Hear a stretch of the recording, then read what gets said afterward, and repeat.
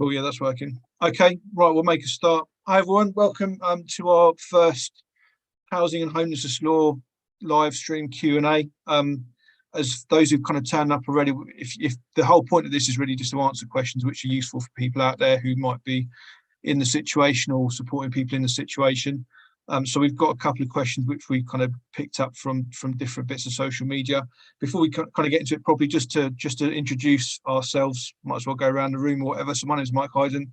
I'm the director of HBP Consultancy. We run the Facebook group, which is probably where you got the link from it, and also have a channel on YouTube, which we try to look at useful bits of information for people out there. So that's me. Will, do you want to go next?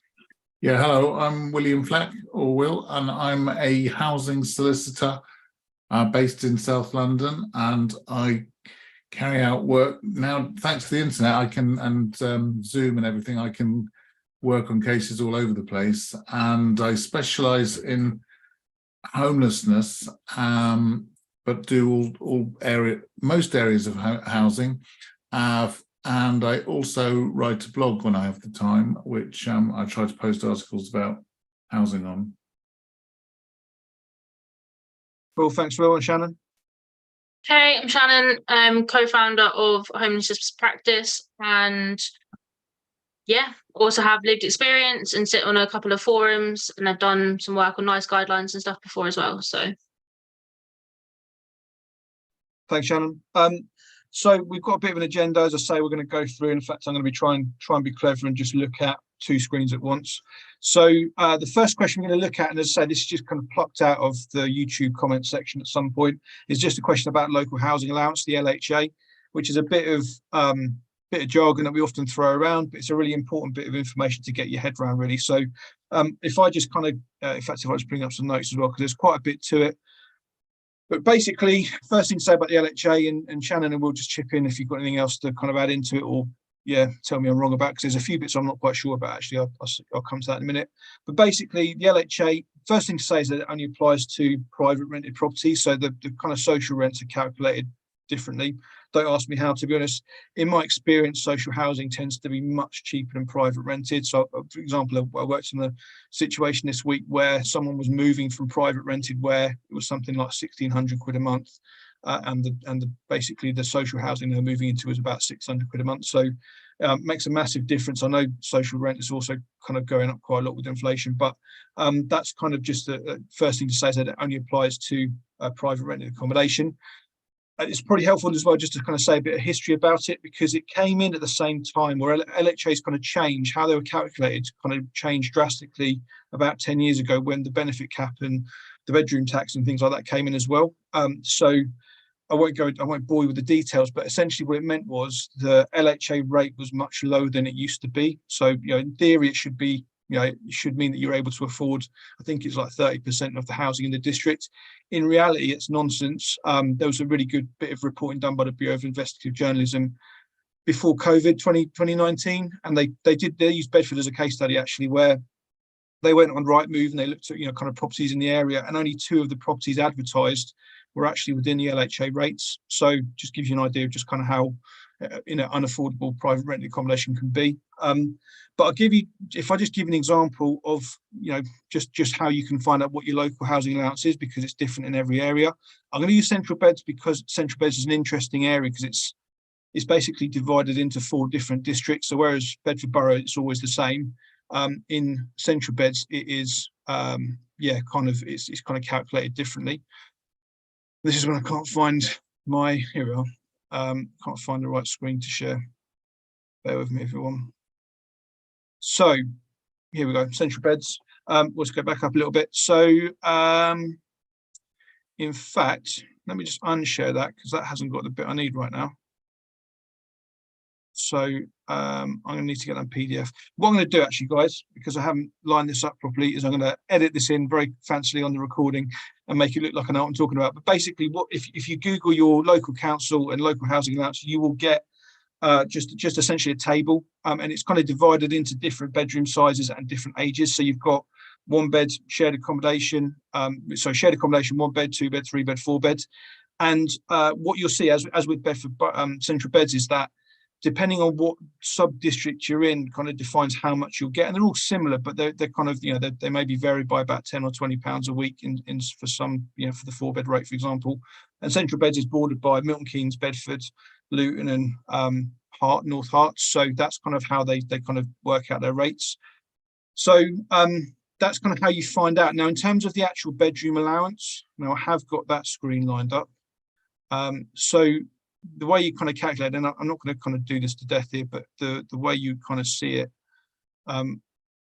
you know, it basically depends on how many children you've got, what age they are, what gender they are, and also, you know, how many adults are in the kind of property. So you might have a situation where you've got 3 adult children or something grown up, they would be entitled to a 3-bed property. But if you've got 2 adults who are coupled, then obviously they only get 1 bed. And so you've kind of got this kind of complex formula, or reasonably complex formula here about, you know, how you work out how many bedrooms you're eligible for. And it kind of, as I say, as you see here, so 2 children, whichever gender, can share up to the age of 10, and then separate genders would need an additional room for each of them. So it can get quite complicated depending on the makeup of the family. So as I say, all this, you'll be able to find all this kind of information on your local council website.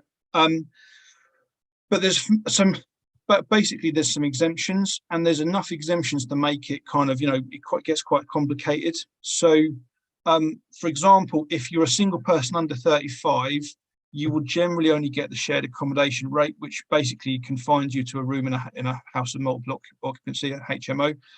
But with that, there are a number of exemptions, and that actually, you know, you actually see them quite often. So I'll kind of go through them in no particular order. So the first thing to say is that couples, where, you know, adult couples under 35 would get the 1-bed rate rather than the shared accommodation rate. So if you're a couple, you'll be entitled to get, you know, whatever the rate is for a 1-bed property. And that's actually the reason, and I've done a video on this on YouTube actually, why if you're a couple without children making a homeless application, the council will quite often end up putting you in private rented accommodation, because in one sense, because you've got 2 incomes, so to speak, then it becomes a little bit more affordable. So whereas if you're a single person on your own, you're going to have to, you know, cover the heating and the utilities on your own. If you're a couple, you can in theory share that. So it basically means that it kind of becomes more affordable, which is why councils will try and discharge their duty into the private sector for couples in that situation. Again, no particular order. So pregnancy is something which only, it basically doesn't affect the LHA rate until you give birth. And I remember I worked with a pregnant lady a few years ago now, and the council were within their rights to refuse to help her until she was born. And she had some kind of various difficult issues experiencing at the same time. So it was a very difficult situation. And I pleaded with the council and basically said, look, you know, you're going to have to house her anyway in a month's time. It was, you know, she was 8 months pregnant, and they just refused. So I ended up writing to the portfolio holder for children's services and kind of explain the situation and say, look, you know, this is a mum, because of the circumstances, you know, she's, you know, a kind of risk of things not going well once the baby's born. What, you know, why doesn't the council try to house her now as a way of kind of putting off and kind of minimising those risks to her? And that was an effective way of doing it. They did actually house her, as I say, with about a month to spare, which meant she had time to kind of get into the property and set things up and whatnot. So that's that. Pregnancy.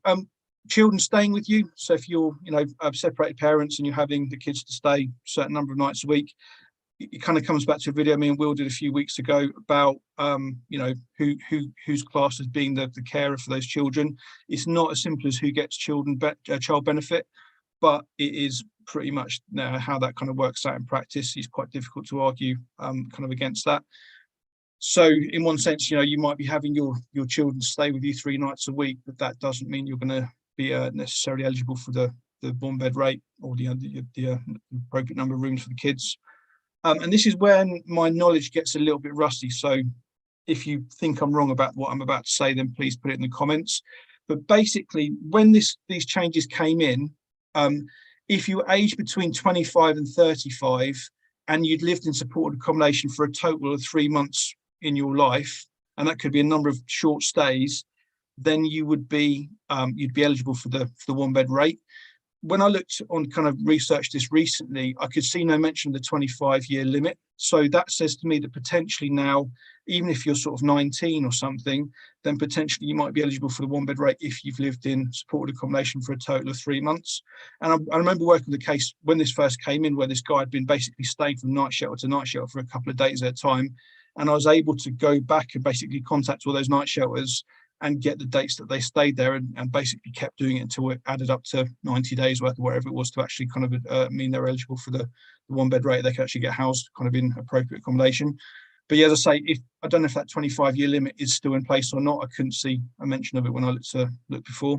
So it's from age 16 to 35, and the everyone in accommodation will also count towards that. So if you were in everyone in accommodation, would count towards that.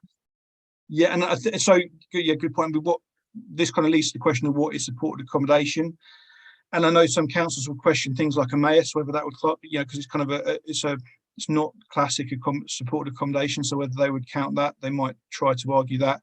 And places like Battelle and Remar potentially would, they might also dispute that they're supported accommodation. So you might have a bit of a battle to kind of prove that, but that's the kind of, it's certainly in play to kind of make the argument. So survivors of domestic abuse and survivors of modern slavery, in theory, both should be able to get the 1-bed rate. But as with domestic abuse and modern slavery, it's a case of the council just disputing the fact that you've experienced it. So in theory, goes back to the Homelessness Code of Guidance. You shouldn't. There will be situations where you don't have any evidence that the abuse has happened, and the LGO is clear that the victim's the default position of the council should be to believe the victim. But in the real world, again, you might be benefiting from getting supporting letters from professionals who are involved, who might know about it, who might be able to corroborate the evidence.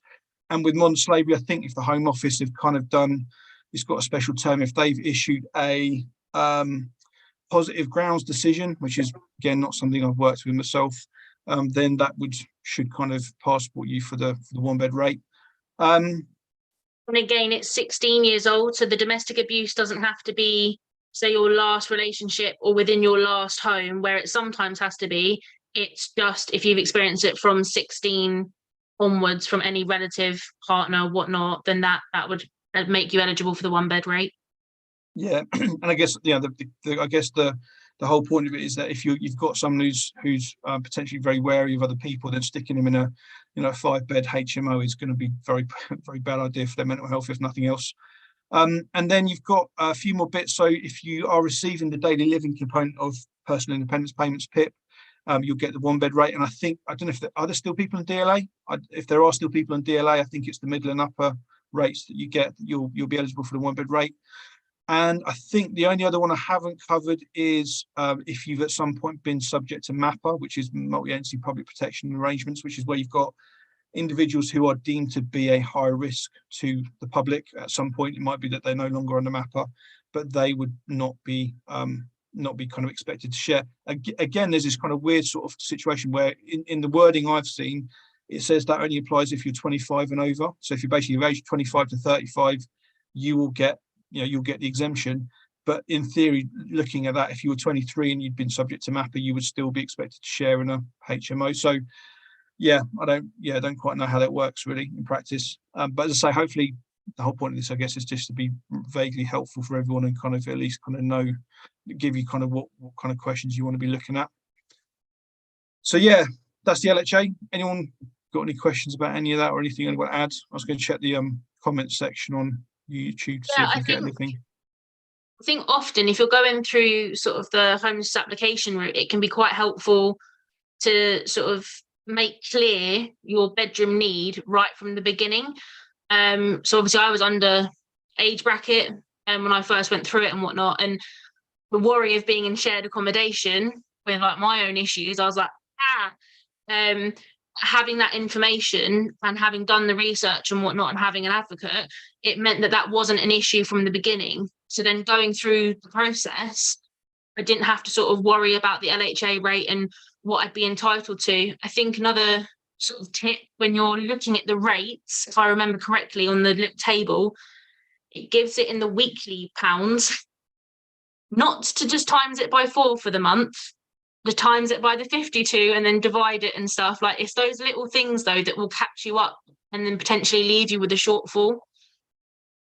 Yeah, and so there's an interesting thing I didn't mention actually, which is if you're a family, you're eligible for the number, you'll get the LHA rate that you are eligible for, not the number of bedrooms you actually have. So you might have a situation where you've got you need a 4-bed property, you're eligible for a 4-bed property, but there aren't any that are anywhere near affordable. You could choose to move into a 3-bed property, knowing that it's going to be overcrowded, knowing that it's not going to be ideal, but you should still get the 4-bed rate, which will probably be much more likely to cover the 3-bed rent that you're going to be expected to pay. So again, as with anything, this isn't legal advice. Do what you need to do and kind of be sensible about it. But that is something which is also kind of I've seen come up, and I have, when we first got asked that question in the Facebook group, I wasn't sure, but I did eventually find something which said that explicitly. So yeah, that's the LHA. We've just got a question come in on the YouTube chat. So my Section 21 has expired. The landlord has sent papers to court. How long does it take for the eviction from this point in London? So very understandable to ask this question. The problem we've got is that it is sometimes how long's a piece of string, which I know is not what people need to hear when that situation. But to give you, all I can say is in Bedford, I'm working with a situation where they were due to be evicted in October. There was an adjournment because there wasn't the right information in the court, and it still hasn't happened. So it can drag on for months. Will, if it was all like, if the courts are all working properly and if things are all smooth, how long would you expect a Section 21 eviction process to actually take? So you've been given 2 months notice. Let's say the landlord's done it all legally, hasn't messed up anything. It's now in front of a judge. What's the timescale? Well, you're on mute as well. I knew one of us was going to do it. Yes, you can hear me now. Yeah. So the Section 21 process is what's known as the accelerated procedure normally, which is designed to do it without a hearing. So the time, but that allows for it to go faster than it would if you had to wait for a hearing, which might be 3 months away. But the problem is the county court system is really very badly under-resourced and is almost at the point where it's broken. I mean, some courts are taking months to do things. I was talking to a tenant who's been facing a Section 21 claim for about the last 5 months. And I've been chasing the court to try and let us know what's happening about it. But it's just completely, I'm not getting a response. I've even made a complaint via the court service website and they haven't responded to that. But in theory, if it works, let's just suppose that the county courts worked as well as the High Court, which really does work very well, then they should receive the papers on, say, the first day of the month. Then they should really process the application, send it out to the tenant and the next day. And the tenant then has, I think, probably 21 days, because you've got 14 days to respond, but they probably allow you a week for it to be in the post. So after that 21 days, the tenant has to come back and say whether they agree with what's in the papers. And then the judge will, if the tenant does that on time or fails to do it, then it would go back to a judge. Judge would make a decision as to either to say, whatever the tenant said, I don't think it raises a defence, in which case you've got a possession order. So just to recap, that would probably take about 4 weeks, 5 weeks. But if the judge thinks that you've raised a sufficient argument that it needs a hearing, then you're into the realms of months and months, because it could take a long time for the case to be listed. And then you get an initial hearing and then another hearing. So it can take a long time. And Section 21 notices, thanks to all the qualifications on the entitlement to the landlord, such as tenancy deposits and how to rent leaflets, it's a minefield for landlords. But then again, it's a minefield that unrepresented tenants may not be able to make use of. But I've tended to find that it can take a long time. I mean, we're looking at sort of a year or so to deal with some of these cases, if they're contested.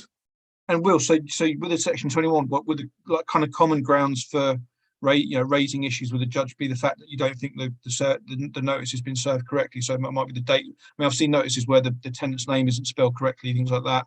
The date, the landlord's repeatedly got the date that they're supposed to serve it wrong. Yes. Was there even a case? Were you telling me about a case where it was the wrong version of the tenant pack that was given, and that was enough to mean that they had to go back to square one. Yes, that's right. There's a whole plethora of different things, hoops the landlord has to jump through in order to be entitled to rely on this. Although, if the tenant doesn't raise them, it may be that they'll get away with it unless the judge spots something. But there's the how to rent leaflet was the one in question, and I think every year or few months the government brings out a new edition of the how to rent leaflet, and that may just be a question of it's got an extra paragraph in it somewhere that you might spot, but it's otherwise identical. But if you don't serve the most recent version, even if you serve the old one, your Section 21 notice could be invalid. And even, believe it or not, if you sent it by email along with all the other documents at the beginning of the tenancy, you can lose out for that because you're not necessarily allowed to send it by email. It has to be a hard copy. You have to give them a leaflet, not a PDF copy of a leaflet. So there's all sorts of things like that. So to answer the person's question, I think an uncontested Section 21 notice, if the court system was working well, should really lead to a possession order within 6 weeks or so. And then, of course, remember the bailiffs have got to be instructed. I mean, the landlord could turn up while you're out and change the locks after getting a possession order, but it's not a good idea to try that. And so a lot of landlords will go for a bailiff's warrant, and that can take another 3 to 6 weeks. So that takes it up to about 3 months, 4 months. Yeah. I mean, so before COVID, that sort of tended to be what I'd expect it to take if the landlord had done everything right. Again, I'm based in Bedford. I mean, and I'd echo what you said about the court system being broken, because in a hearing I was meant to be at, I went with someone maybe a couple of weeks ago. We got there, no one knew anything about it, and they were basically trying to say that it wasn't happening. We had to show them the paperwork, say, no, it's definitely today, definitely here. And they kind of went away for ages and then came back and said, yeah, it's been adjourned. And we're like, well, till when? And they didn't know. So it does seem to be completely broken. It might be worth us doing a video elsewhere, but I just want to add in as well, like if you're a tenant, it's not as intimidating as you'd expect it to be with the court process. It's not like, kind of a court drama or something. You kind of, go wander in and speak to the duty solicitor or whoever's there. You go into a room which is not that fancy, and you talk to a judge, and they're pretty relaxed about, kind of getting information and stuff. So I would say it's surely got to be a textbook answer if you're facing with that situation, to attend the court and not just don't go there at all. Definitely, and try and get there a bit early, because if your hearing is listed at 10:30, I think the court's generally open about 9 o'clock, and the duty advisor will probably be there then, and so it's probably best to get there as soon after that as you can, because there may be a queue of people. But the duty advisor is exactly the sort of person who might spot the errors in the notice, and the judges, I think, are generally, they don't go to work in the morning looking for hopefully ways to evict people from their homes. So they're generally looking for reasons not to evict you and an excuse to delay things. And so if the duty advisor can raise things, the judge is likely to put it back for further consideration. So yeah, it's less intimidating than you might think. The days of sort of wood panelled courts with judges in wigs and people speaking in Latin is not as common. But I still think it's pretty scary for anybody where you're facing the loss of your home. Even if it was sort of somebody dressed like a Teletubby, it would still be pretty scary. And are there like practical things, because like what you were saying there about the leaflets being the wrong version, I'm now like, right, I'm going to go into my drawer, I'm going to write on them the date that I was given them, and I'm going to check whether it's the right or wrong version. And is there sort of practical things that, because I think a lot of these processes are scary, they are intimidating. Also, you've just got no control. You've got all of these other people that are making all these decisions. So is there practical things that sort of tenants who have been given a Section 21 can keep busy, whether that is arranging their paperwork or going through emails or whatnot? Yeah, I mean, there's a very good, although it's quite intimidating, checklist that Giles Peaker, I think, at Nearly Legal or / Anthony Gold Solicitors has drawn up. which is a guide to spotting any errors in the Section 21 notice. I mean, I wouldn't want to go through it right now because it's quite complicated, but it basically asks you, you know, start here. Did your tenancy begin before such and such a date? If it did you get this notice? If it didn't, so the tenant would be advised to have a look at that, but they may find it a bit intimidating, and it's difficult to get. I mean, and short of going to, I mean, you could in theory go to court. Maybe I shouldn't say this, but if your hearing is next Wednesday and you know that there's, I mean, maybe people don't know this, but most courts have a possession day, which is usually the same day of the week. So if you were to go to the court and find out when the next possession day is and get there early, you could probably have quite a long session with the duty advisor. But there may be duty advisors out there saying, why is he saying that? Because they can only come in on the day. But I think it's such a scary business and it's so complicated that I think it's very difficult for, I mean, good luck to any tenants that can do it, but it's difficult to do it yourself. I'll add to this as well with Section 8 evictions where there's deemed to be a fault by the tenant. Certainly, this is not my area of expertise, but certainly I accompanied someone and we kind of looked at the court paperwork that was actually served to her in the morning. So she literally had like half an hour to expected to read, probably 400 pages of documents. But what we're able to see from that is that she was being blamed for she was a victim of domestic abuse and she was being blamed for the perpetrator's behaviour.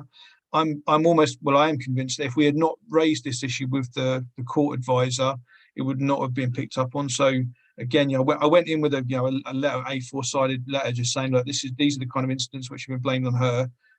This is the evidence against it, and so that was enough to kind of buy her a lot of time. So, but as I say, I'm sure the advisor was too busy to actually look through it himself. So, okay, cool.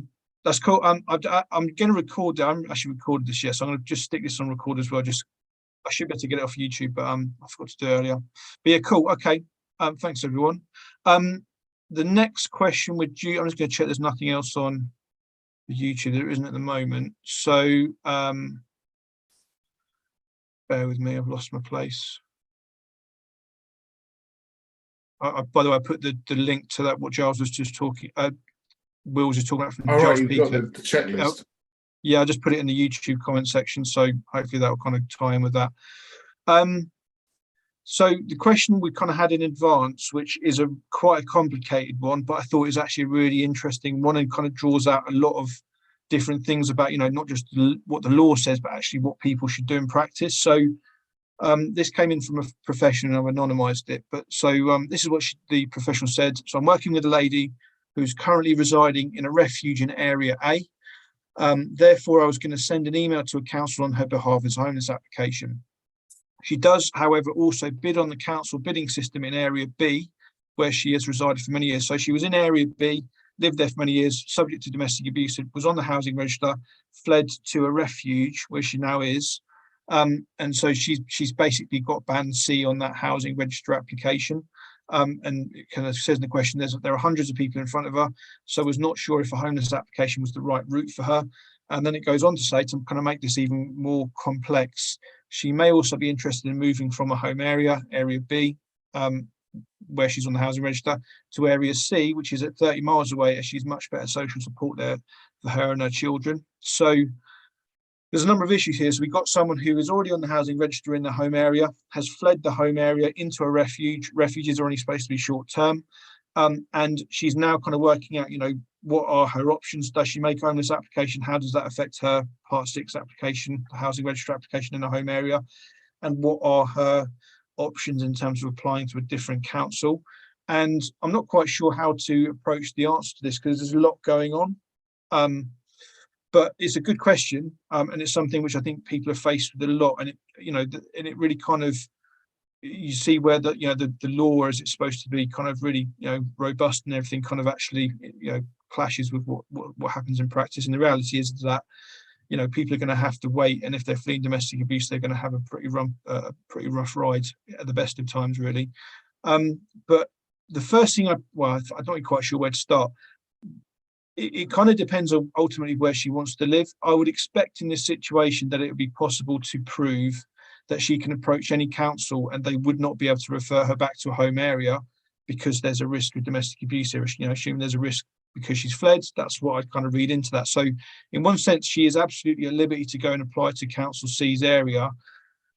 There are some things which she would need to know in this situation. One is that everyone living in a refuge is already homeless. So it's not, you know, they can make a homeless application on the first day that they're in the refuge. They can, you know, allow that to progress. They might elect to say, well, actually, I'd rather be in the refuge right now. I feel safer. The staff on site than they would be to move into temporary accommodation. But crucially, by making the application, you start that clock ticking. You know, it means the council's got, in theory, 56 days to make a decision. Sometimes that might go on for a few more weeks, but they should be able to, you know, they should have a decision within a couple of months. And that at least gives them some kind of, you know, kind of concrete understanding of what's going on. Again, it's probably worth throwing in legally, they can approach multiple councils. There's nothing stopping you doing that simultaneously. Councils don't like you doing it, but that's their problem. And so this person could apply to the area where she's got family support. And what should then happen is whenever she wants to move out of the refuge, the Council C, you know, this area where, you know, the area where she's got family and support network should offer her suitable temporary accommodation. Now, I guess I just want to go off on a bit of a tangent here.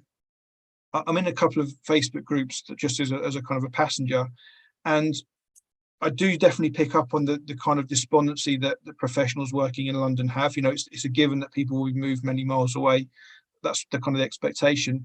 What I would say is that certainly in my experience with Bedford, which is only 50 miles up the M1 or whatever, it's nowhere near that bad. You know, people do get housed out of area temporarily. It does happen, but it's not that bad. It's not that common. And also, certainly Bedford Borough Council has put a lot of money into decent quality TA. So it's not, you're not going to be in a rat infested, you know, kind of bed bug infested place. So I have worked with people where actually the processes work really well. But certainly have also worked with people it's gone very, very badly. And even though the council technically followed the law, it was miserable for everyone involved. So, as I say, I'd want to just, you know, just kind of say that. So if you're getting advice from a Facebook group where everyone's from London, you're going to get a very negative response probably, but actually it's probably going to be better than that in your area. Anyway, yeah, where was I? Help me out, guys. So yeah, you can make a homeless application to the area where you've got family support. As I say, as soon as your refuge place ends, or if you say actually I don't like it here, I don't want to live here anymore, the duty under Section 108 of the Housing Act would kick in, because there's reasons to believe that you might be homeless, might be eligible for assistance, and might be in priority need because of domestic abuse, assuming you're a British national or someone who's, you know, got recourse to public funds.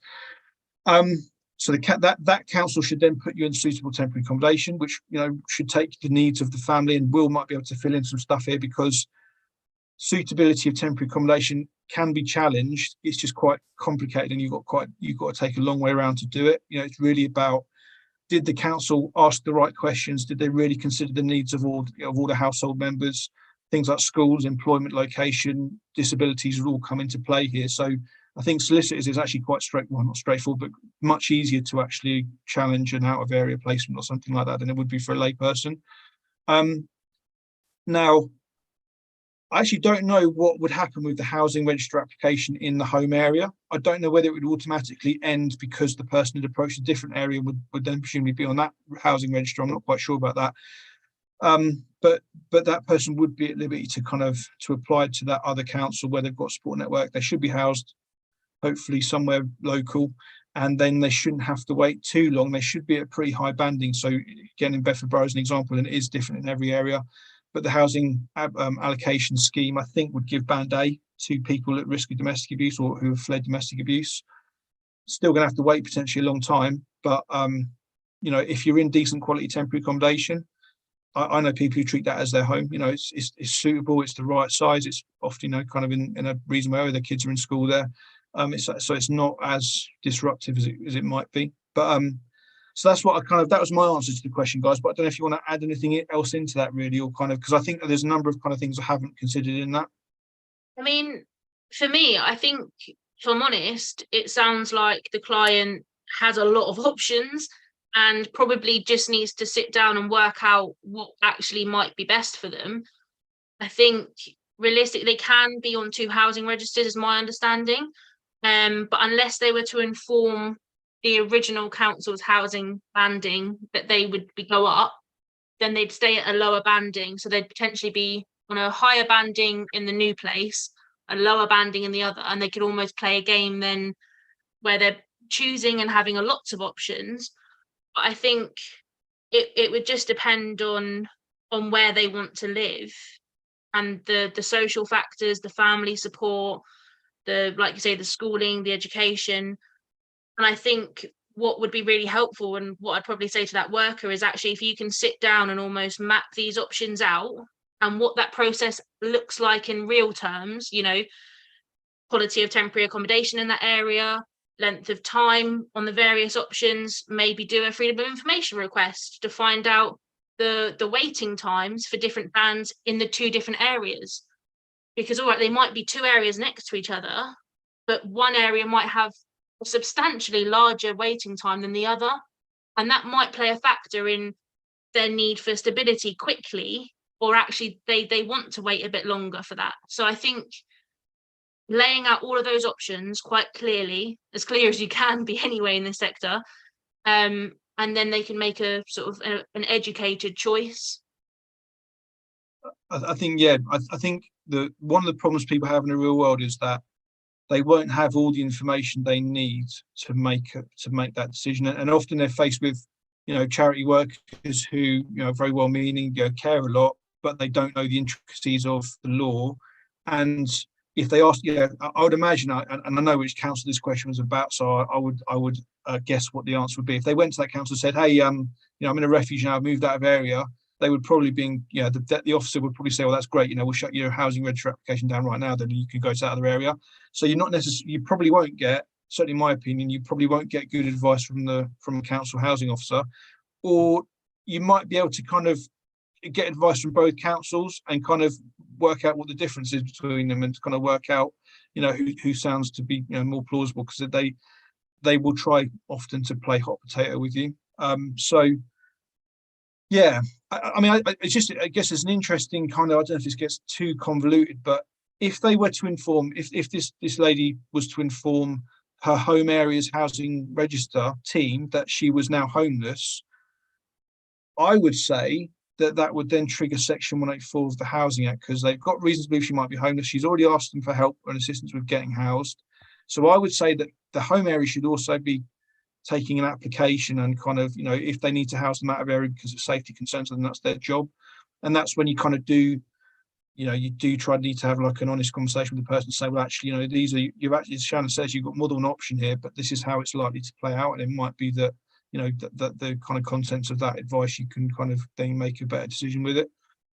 You know, certainly that, you know, there's no doubt there's a lot of people out there who have a, you know, I've worked with people who regret fleeing, you know, because the accommodation they get from the council is so bad and the experience is so bad. So that's sad, but that's, yeah, that's also a possibility. Will, did you want to add anything to that kind of answer? I agree with most of what you said. About the number of options. The thing I would say is that, as for me in my job, for most people who are needing to apply as homeless, part of my job is to manage their expectations.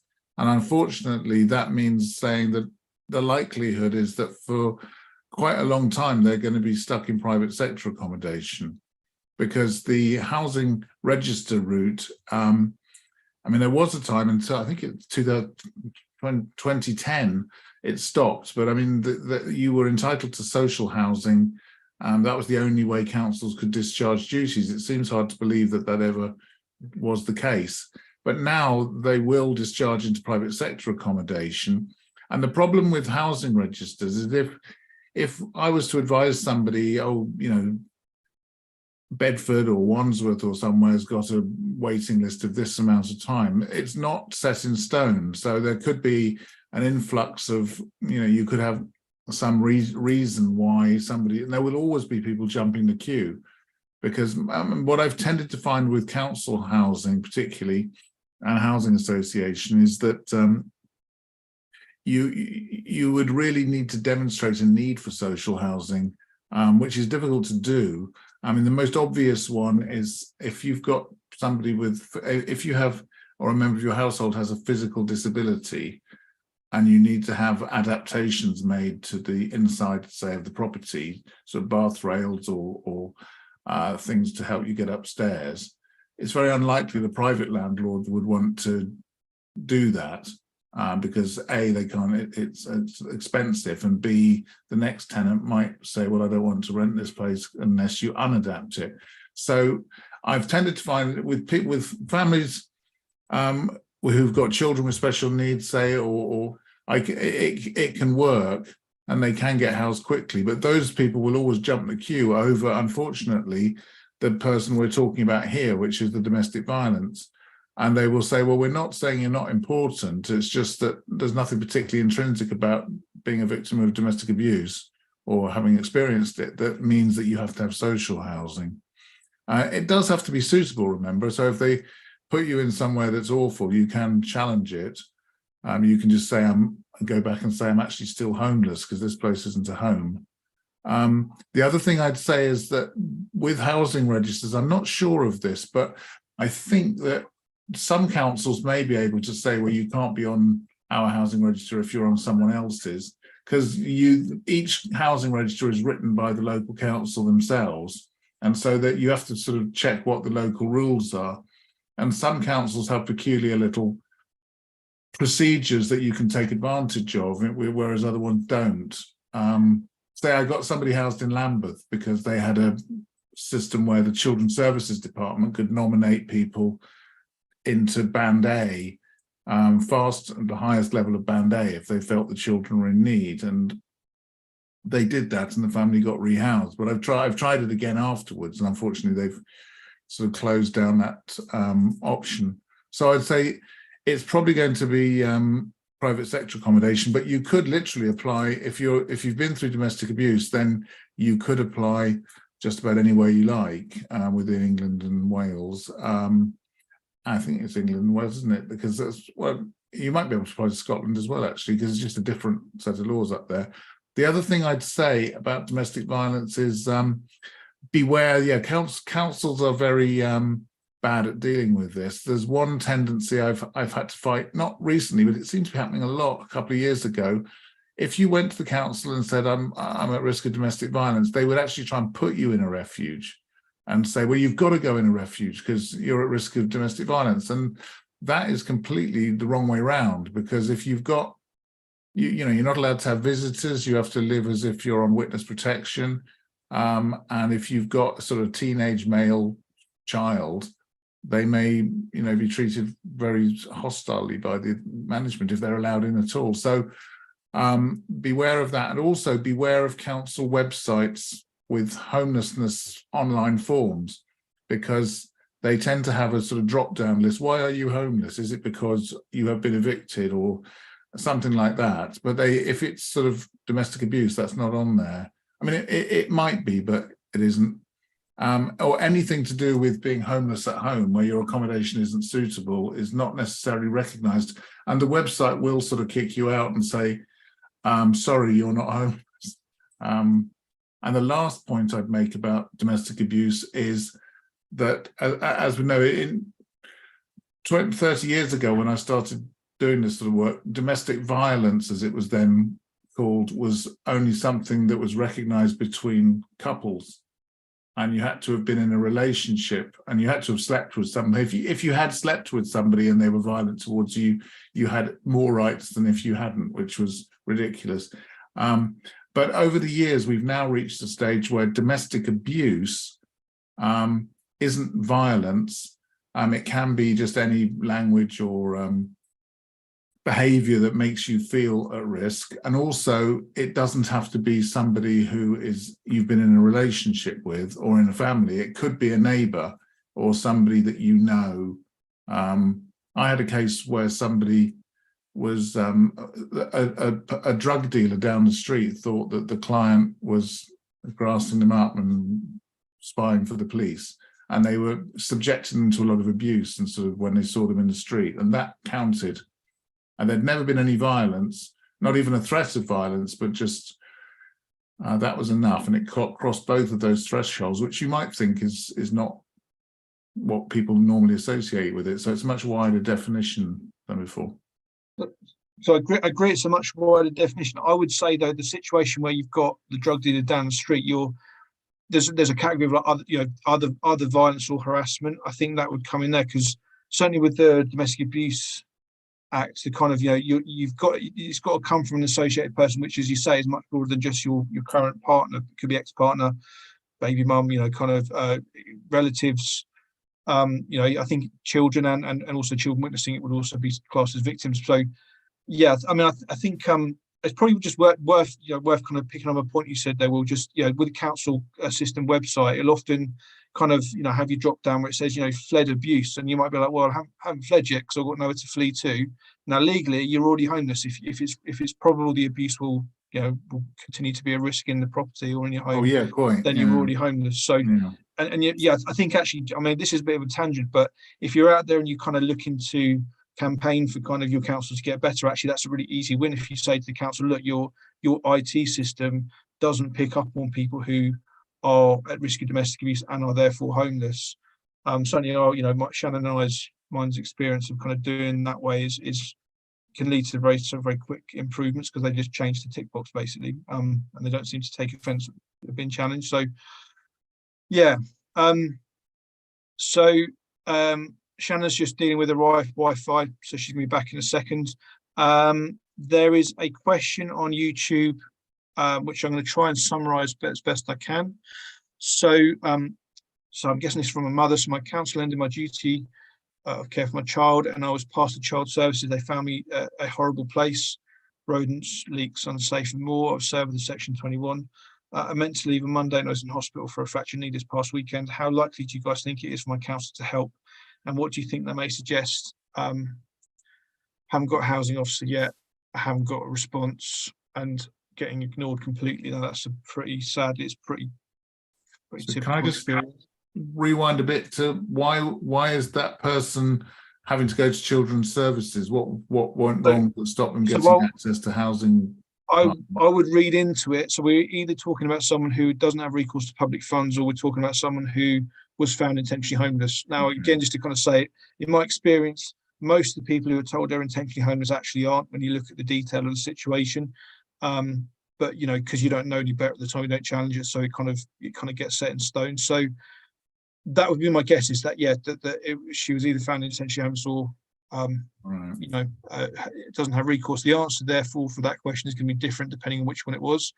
So sounds like social services supported her into a tenancy, and she was then served with a Section 21. I would therefore suggest that it be a fresh homeless application to the local council. And in one sense, the question for them, the previous, if it was a previous intentional homelessness decision, then that's now, that's no longer relevant. It's going to be the question of what led her to lose the most recent tenancy, which, if it's just the landlord selling up, then you're not intentionally homeless, to kind of as a start. But there's other things around intentionality. So things like if you can't afford your rent, and it's not reasonable to continue to occupy because of that, you can't be found intentionally homeless. If you were subject to a domestic abuse or something, or other abuse, then you can't be intentionally homeless. So there's quite a few kind of exemptions for it. It's just probably worth us mentioning this point. If you're wanting to kind of, if you've got the headspace for it, there's a really important document called the Homelessness Code of Guidance, which you can just Google, get the PDF, and although it's quite intimidating, it's like 150 pages long or something. There's really kind of good breakdown of chapters. So there's like a whole chapter about domestic abuse. There's a whole chapter about intentional homelessness. And if you're looking at intentional homelessness in this situation, you'd be looking at 9.7 and 9.17 of the Code of Guidance, because they would show you the exemptions that might apply to your situation. So that would be if you've got recourse. If the housing team passed you to child services because you didn't have recourse, you're found to be ineligible for housing support. And again, just kind of, I apologise, I'm using lots of jargon here. Social care is not a public fund. That's how it's been explained to me. So housing assistance under the Housing Act, you need to have recourse to public funds. But social services, both the Care Act for adults and the Children Act for children, doesn't matter if you're eligible or not. If you're an adult or child in the district, then the council has to step in and do stuff. So if you're still ineligible for assistance, then I guess it would probably make sense to go straight back to children's services, because unless something's changed with your previous ineligible decision, then potentially they might even say, well, actually, there's been no change of relevant facts, therefore we won't take a fresh application. That's probably unlikely with eligibility because it tends to change over time. But that would be how I'd answer that one. So I think they've just said that it was intentionally homeless based on advice from my midwife. Yeah, I mean, there's a lot of well-meaning professionals who give opinions that aren't fair, aren't grounded in reality, and that can cause people a lot of bother. Intentional homelessness is one of those. It's up there with the sort of unfit mother or something like that. There is a sort of folklore around it that it's very easy to get labelled with that. But one thing I would add, which a lot of people are not aware of, is that if you're intentionally homeless and you've got children, you're still owed a duty under Section 190 of the Housing Act 1996 to be assisted in obtaining accommodation and to be provided with temporary accommodation for a reasonable time to enable you to do so. So that almost, bearing in mind what I said before about the best you're probably going to get is private accommodation anyway, you're sort of stuck. The council is stuck because they can't necessarily shut you out, because they'll say, well, I used to get a lot of cases where the council would be saying, well, you've had long enough now. Why haven't you found somewhere? And they say, well, you try. There aren't any places around, especially if you've lost your last accommodation in circumstances where you become intentionally homeless. You're not going to have a reference. And so you could then say to the council, well, if you think it's so easy, why don't you find somewhere and extend the assistance to that? And unless you can do that, you can't say that I haven't done enough. And I found that although it was amended by the 2017 Act, that Section 190 actually became meaningful, because before that, they used to just give you a list of landlords and say, here you go, there's some advice and assistance, and you've had plenty of time because we put you in temporary for 3 months, and judges wouldn't interfere with that. But now, I did it this morning. I mean, there was a case, family that are intentionally homeless, and I said, well, even if we can't win the review, you've still got the secondary duties. You've got Section 190 and you've got Section 17 of the Children Act. Could I just say one other thing on this? The question of the Children Act housing raises the question, which I've been looking into lately, is what do you do about unsuitable accommodation provided under the Children Act? And is there such a thing as suitability? Because, and with Housing Act stuff, there's lots of case law about place, the area, the condition, what have you. But with Children Act stuff, there isn't really any. And the problem, there's two problems with that. One is that it's usually such a struggle to get that accommodation from children's services that by the time you get it, you've run out of energy to fight it. So you say, oh, thank God I got something. And also there's an attitude to say, well, you should be grateful for whatever you've got. And then there's a question of, it's all very complicated. Are the children in need? Now, for people with no recourse, it's very, very difficult to challenge it, because you've got to show that you're destitute if you don't get housed. And so you've almost got to have nothing. But I'd like to challenge one of those, because councils do have rights to respect the well-being of children under Section 11 of the Children Act, 2004. And so if you can get a case, I've got one at the moment where I'm just sort of trying to maneuver up to looking for a challenge on Children Act suitability, but I think there isn't any case law on it at the moment that I'm aware of, and please somebody correct me so I can learn something there, but it's a grey area. I that's my understanding as well. Like, so I've only worked with a handful of intentionally homeless families, but they went, first of all, they had to go and camp out in the children's services offices, suitcases and all. That's the only way they can get the children's services to actually help. But then essentially, as you say, there was no real kind of requirements on suitability location. So I remember one family were placed up in Kettering, which is, I don't know, like 45 minutes away from Bedford, just that was it. One thing I'd probably add as well is that, and it seems to be common, housing officers will say things like, if you're found intentionally homeless, then your kids could be removed from your care. And as far as I know, that's completely unlawful. But it seems, I'm working with a case with council, and I believe the individual 100%. You know, it's not something you'd make up if you didn't understand housing law, how it works.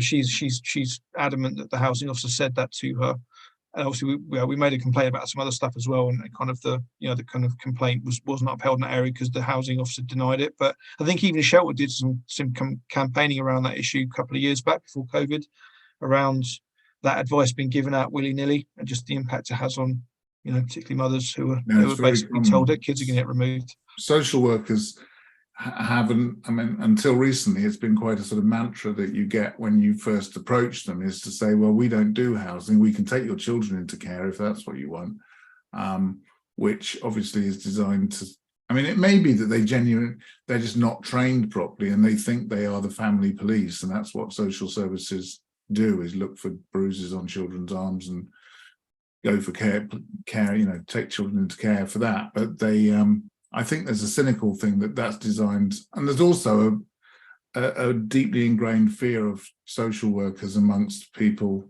who are likely to need their services, because everyone's heard horror stories of children being taken into care. So that it's designed to sort of get people to turn around and go out of the door. But it's tricky. But I think if you do pursue it and you get through to a higher level of management, or you challenge it, then children's rights are something important, which can, I think, give rise to challenges of suitability. But I haven't yet been able to get one off the ground, and partly because there's so much rights under the Housing Act. As you say, by the time you've got the suitability of Children Act accommodation sorted, you've actually managed to challenge intentional homelessness finding and get them housed that way. So I think the person that's put the question in ought to get some advice about whether they can challenge those underlying decisions, oblique assumptions about intentional homelessness. And it may be that they can, especially if they're in really unsuitable accommodation now, because they can make an application and say, I'm actually homeless because this place is so awful, it's not a home.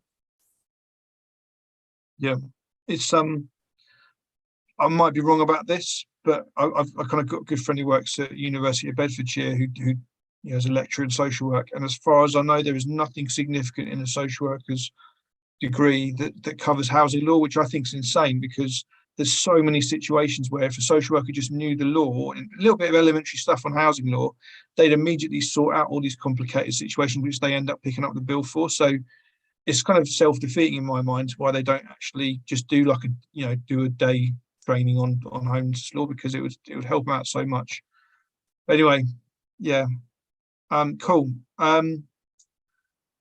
We've gone in an hour, guys. I'm of the opinion that this has been good. You know, let's call it a night for tonight, and we're obviously going to try and do this regularly. But I feel like we covered a lot of ground there.